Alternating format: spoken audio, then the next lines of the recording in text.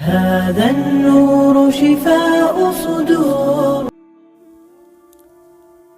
ای نام تو بهترین سرآغاز، به نام تو کی نامه کنم باز. اما بعد، به نام خداوند بخشاینده مهربان نهایت با رحم. اما بعد،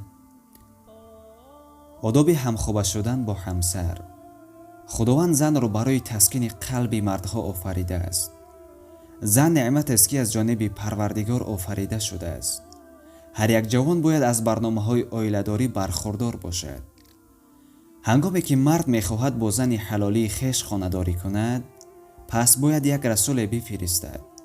یعنی باید با زن اول صحبت خوب کرده او را راضی گرداند و او را بوسه زده پس به او خانه‌داری کند.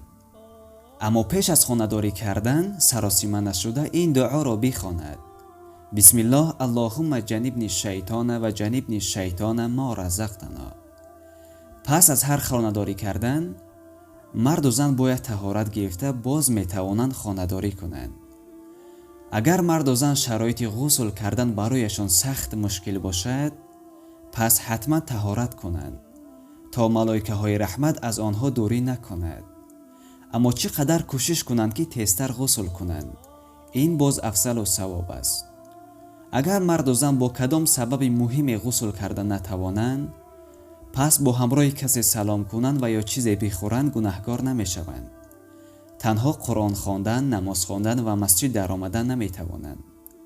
زن و مرد اگر با همدیگر یک جا در حمام غسل کنند، این باز خوبتر و ثواب است. بهترین چیزی نوشیدنی پس از همخوابه شدن این شیر گرم تازه می باشد. پس از همخوابگی در حال آب خنک ننوشید، زیرا در جسمتان ضرر دارد. اگر مرد از زن خود طلب کند که من میخواهم با تو همخوابه شدن، پس زن باید حتما سخن مرد را قبول سازد.